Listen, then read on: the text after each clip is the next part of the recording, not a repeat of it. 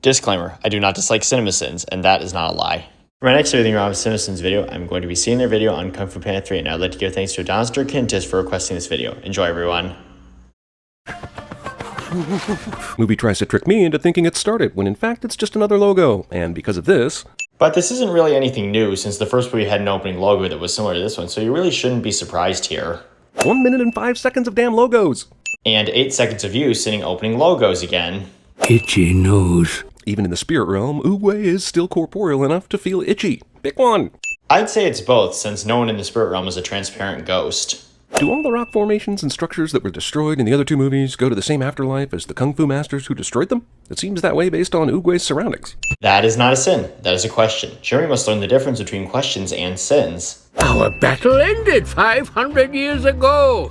Well, now I'm ready for a rematch. By the looks of it, Kung Fu masters maintain the physical form they possess at the end of their life when they go into the spirit realm, which is unfortunate. Oogway's long and happy life gives Kai the upper hand. Okay, but you just stated a fact here and didn't explain why it's wrong. With your chi, I will finally be able to return to the mortal world. But why? Who set up this dumb world where if you kill a whole bunch of masters in the afterlife, you get to go back? And why is Oogway the last soul you need? These are some stupid rules, Afterlife. I'd assume that it's because with the previous masters, Kai wasn't able to return to the mortal world because their chi wasn't strong enough, whereas he is able to with Oogway's chi since Oogway is one of the most powerful characters in this franchise. Oh, just threw out his fist and began falling harder, because he's also Kryptonian. Arbitrary DC reference.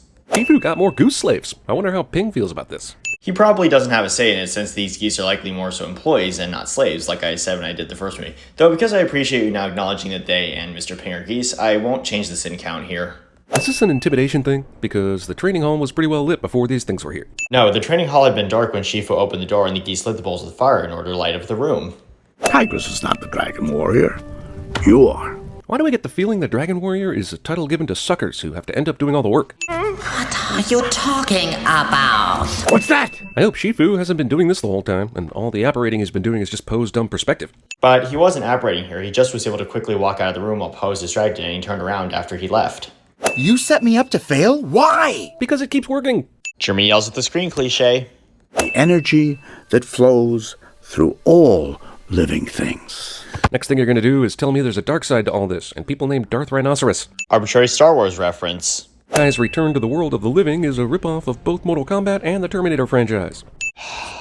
Kai basically draws a curved line in the dirt, and for some reason that keeps these guys from continuing to run. Maybe because they'd likely get killed by the blade if Kai was to swing again if they continued to run away from him? I am ready.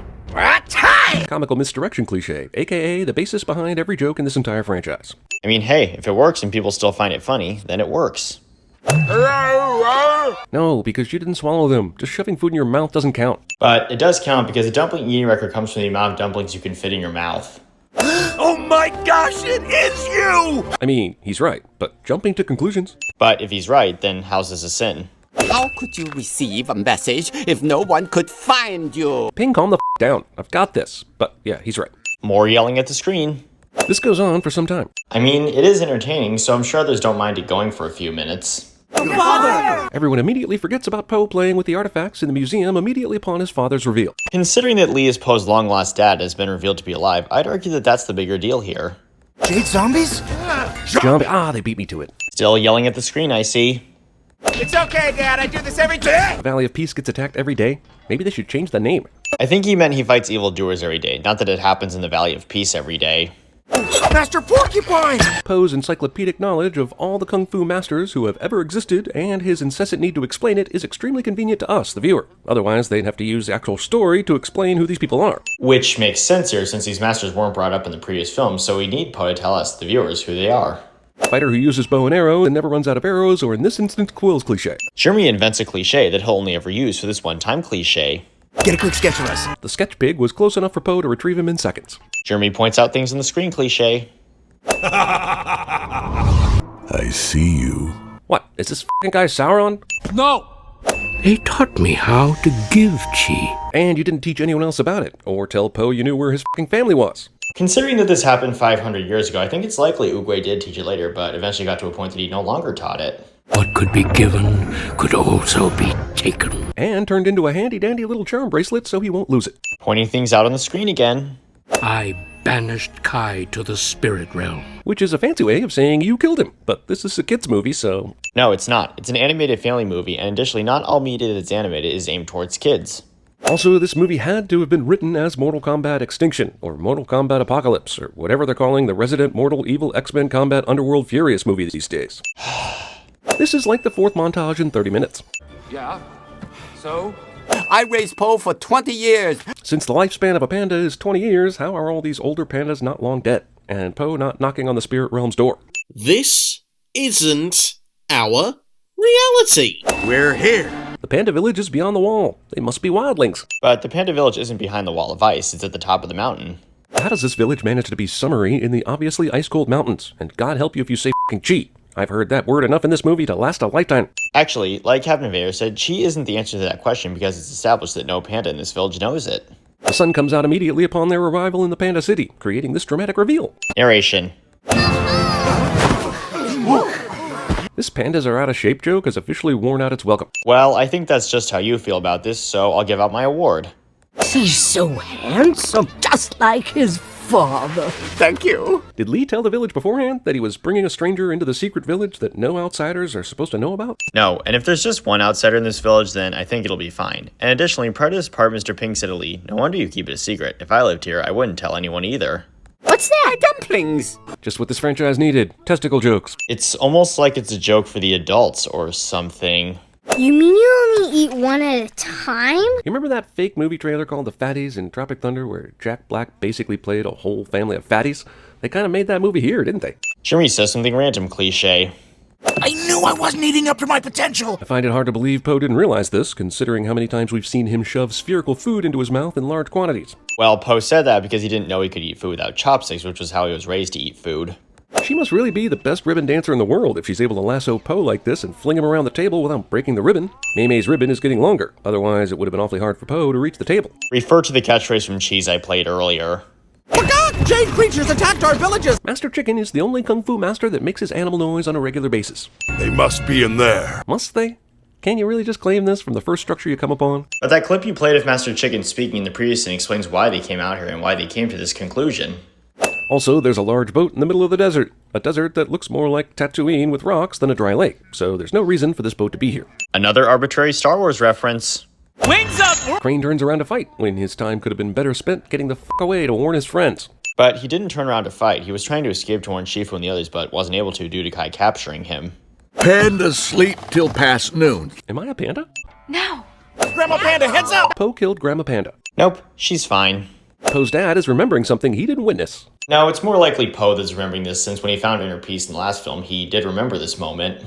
And the memory he couldn't possibly remember is switching between 2D and 3D animation, because DreamWorks still can't figure out how they want to do flashbacks in these movies. I mean, since that's what happened in the second film during the flashback, it's gotta happen here as well. We are excited to have more lines and screen time in this movie, Monkey, but let the mantis go. Fair point, and yes, Monkey does have the most amount of lines in this film out of the first three, but you forgot to capitalize his name here. The scroll that Tigress needs to take with her happens to fall out of the destroyed Jade Palace and ends up right next to her. Yeah, so? I don't know it, okay? No one does. There isn't a single panda in that village that knows chi, even though it seems like a pretty important thing to pass down. But this scene should have made you realize that chi wasn't the answer to the question you asked in this scene, so why didn't you go back and revise it? Also, the pandas here likely don't know chi because they hadn't had to use it in a long time. Now they're all... Even if Po wanted to say they're dead, he wouldn't be able to because no one seems to actually die in this universe, except for Po's biological mother. Considering that Poe knows that Kai can turn Kung Fu Masters into zombies, no, he wasn't going to say to Lee that they're dead. I don't even know if I'm a panda. I can help you out with that one. Jeremy yells at the screen cliche. Unless you had an army of your own. All of us. Yes, Po, build your child army. Yelling at the screen again. Also, did the fog clear dramatically just for this reveal? Yeah. The movie is slowly styling itself to try and ease me into another training montage. Narration. So it's official, the pandas are Ewoks. Not really. Like all the evil creatures in this universe, they can be easily defeated with silliness. Because the fighting methods that Poe previously used worked and fit with who he is, hence why he trained the pandas to fight using what they love. Kung Fu masters are all easily defeated by these normal talking pandas. I bet they're just not used to the altitude. Refer to the previous sin. Wait, it's working. No, no!